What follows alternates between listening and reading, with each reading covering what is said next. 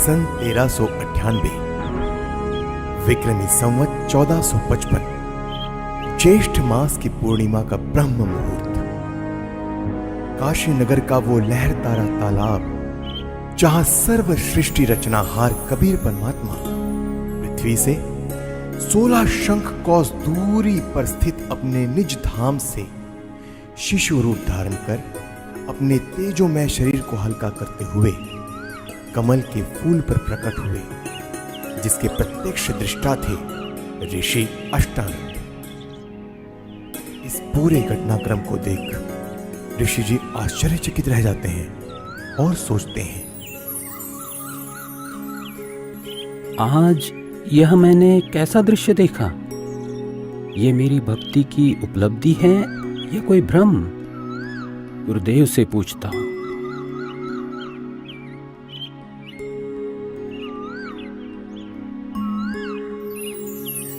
ऋषि अष्टानंद जी के गुरुदेव थे स्वामी रामानंद जी, जो कि विष्णु जी के उपासक थे और वैष्णव धर्म का प्रचार किया करते थे, जिसके लिए उन्होंने 1400 ऋषि शिष्य प्रचारक रूप में भी बना रखे थे।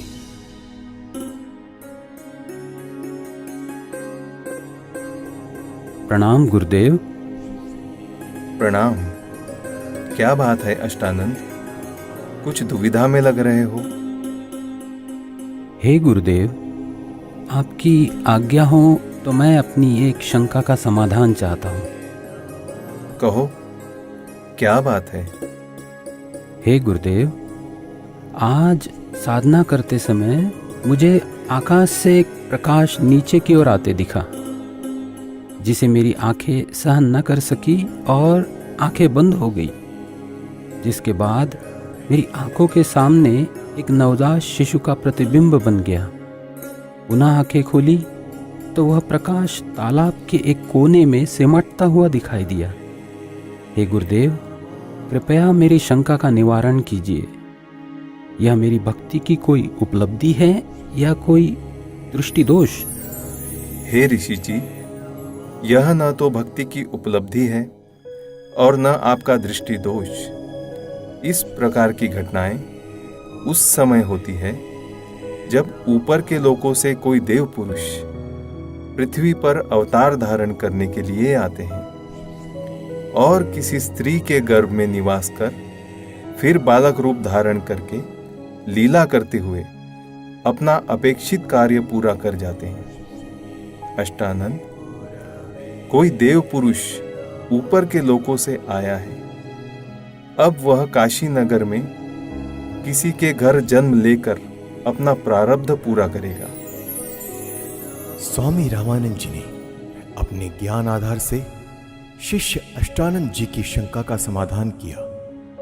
स्वामी जी का मानना था कि अवतार मां के गर्भ से ही जन्म लेते हैं, लेकिन स्वामी जी को यह ज्ञान नहीं था कि यहां कोई अवतार गण नहीं, बल्कि स्वयं पूर्ण परमात्मा अवतरित हुए हैं, जो किसी माता के गर्भ से जन्म नहीं लेते।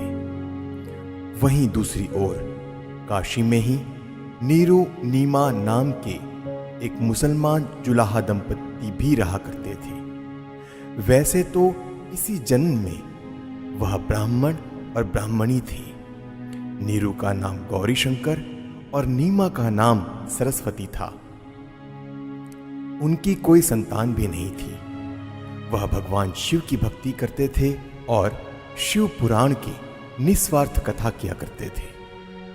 उनकी इसी निस्वार्थ सेवा और हिंदू धर्म के बढ़ते प्रचार को देख मुस्लिम लोगों द्वारा जबरदस्ती उनको मुसलमान बना दिया गया, जिसके बाद हिंदू धर्म के ही अन्य पंडित ब्राह्मणों ने उनको मुसलमान घोषित कर उनका कथा करना और गंगा दरिया में स्नान आदि करना बंद कर दिया, जिसके बाद नीरू और नीमा रोजाना लहरतारा तालाब पर स्नान करने जाने लगे।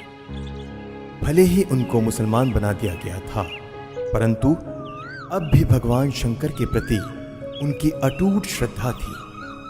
प्रतिदिन की तरह ब्रह्म मुहूर्त में आज भी नीरू और नीमा लहरतारा तालाब पर स्नान करने जा रहे थे।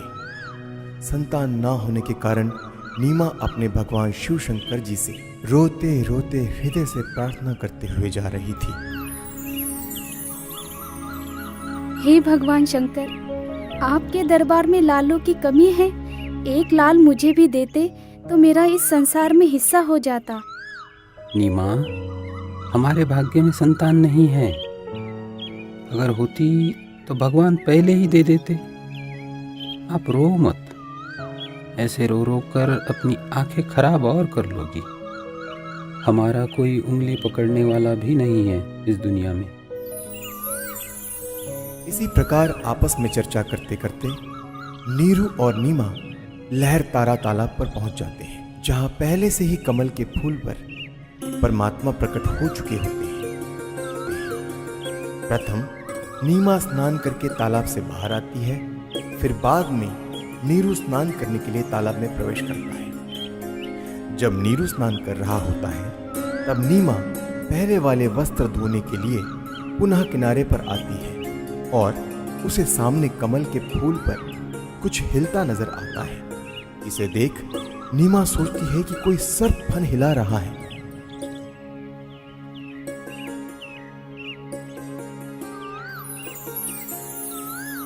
देखना जी, कमल के फूल पर बालक है। कमल के फूल पर बालक है। ये तो बच्चे की चाह में बिल्कुल पागल हो गई है। अब तो इसको जल के अंदर भी बच्चे दिखाई देने लग गए हैं। ये शंकर भगवान, इसको सद्बुद्धि दो दाता। देखना जी, कमल के फूल पर बालक है। बस कर नीमा, अब तुझे यहाँ जल में भी बच्चे दिखाई दे रहे हैं। जल में कहाँ से बालक आएगा? हे भगवान! देखना जी, वो बच्चा डूबेगा जल में।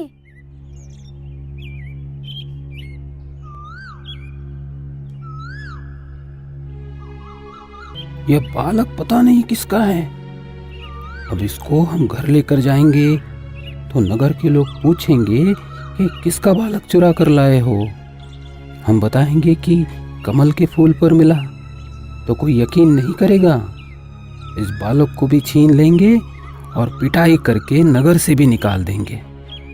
अब हिंदुओं से हमारा संपर्क रहा नहीं और मुसलमानों से भी अभी हमारी इतनी जानकारी है नहीं।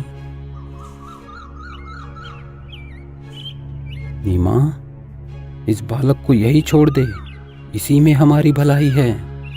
अगर इसे लेकर हम नगर में गए तो हमारे साथ बहुत बुरा होगा। कोई विश्वास भी नहीं करेगा हम पर।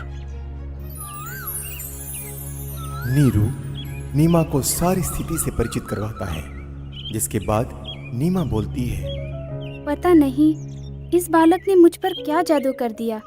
इसे त्यागना अब मेरे वश में नहीं है, क्योंकि इस बालक ने जो मेरे अंदर आकर्षण पैदा किया है, उसी की वजह से अब मैं इससे दूर नहीं हो सकती। मैं मर सकती हूँ लेकिन इसे नहीं छोड़ सकती। नीमा, तू बहुत जिद्दी हो गई है।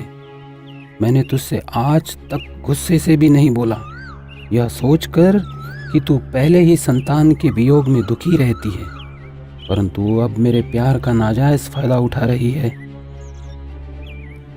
देखो जी, आप कुछ भी कहो, लेकिन मैं इस बालक को नहीं छोड़ सकती।